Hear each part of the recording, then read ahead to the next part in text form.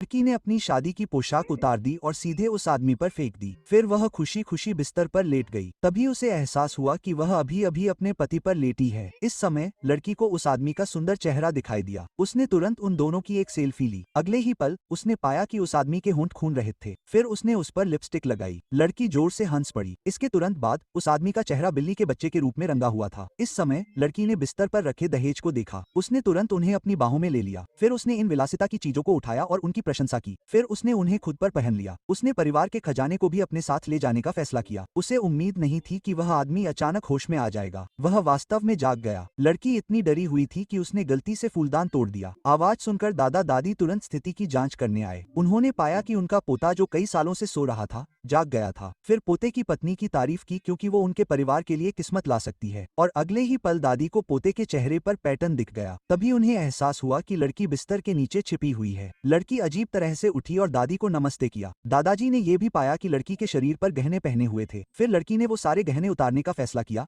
लेकिन दादी ने उन्हें रोक दिया क्योंकि उन्हें लगता है कि उनकी पोती को आलीशान कपड़े पहनने चाहिए। लड़की उसकी बातों से हैरान रह गई। फिर दादी ने पूछना चाहा कि उनके पोते का चेहरा ऐसा क्यों हो गया। लड़की ने समझाया क्योंकि लिपस्टिक लगाने से पति ठीक हो जाता है। दादी ने तुरंत उसकी बातों पर यकीन कर लिया। उन्होंने लड़की की बहुत सजग रहने के लिए तारीफ भी की। हालांकि पुरुषों को अरेंज मैरिज से बहुत नफरत होती है। वो लड़की से तलाक चाहता है, लेकिन इस वक्त लड़की बहुत खुश थी क्योंकि वो भी तुरंत तलाक लेना चाहती थी। फिर उन्हें सच बताया। जो लोग पुरुषों से शादी करने वाले थे दरअसल वो उसकी बहन है। तब बहन को पता चला कि वो आदमी दरअसल वेजिटेटिव स्टेट में है। वह उस आदमी के साथ नहीं रहना चाहती थी, लेकिन उसके पिता ने सोचा कि उनके परिवार में किसी को शादी करनी ही होगी। इसलिए उन्होंने लड़की की मां के अवशेष निकाले और उसे एक आदमी से शादी करने के लिए ब्लैकमेल किया। लड़की के पास उसके अनुरोध को स्वीकार करने के अलावा कोई विकल्प नहीं था। दादी को भी इस समय ये सब समझ में आ गया। लड़की ने सोचा कि उसकी दादी को ये सब पता चलने पर वह खुद को घर से निकाल देगी। वह स्वतंत्र हो सकती है। हालांकि दादी लड़की के प्रति अधिक ग्रहणशील थी, सिर्फ इसलिए क्योंकि दादी को हमेशा से उसकी बहन पसंद नहीं थी। फिर उन्होंने दुख जताया कि लड़की के आने से उन्हें आशीर्वाद मिला है। उनका मानना है कि उनका पोता एक लड़की के साथ स्वाभाविक रूप से जुड़ सकता है। लड़की ने कहा कि जब से उसने उस आदमी को जगाया है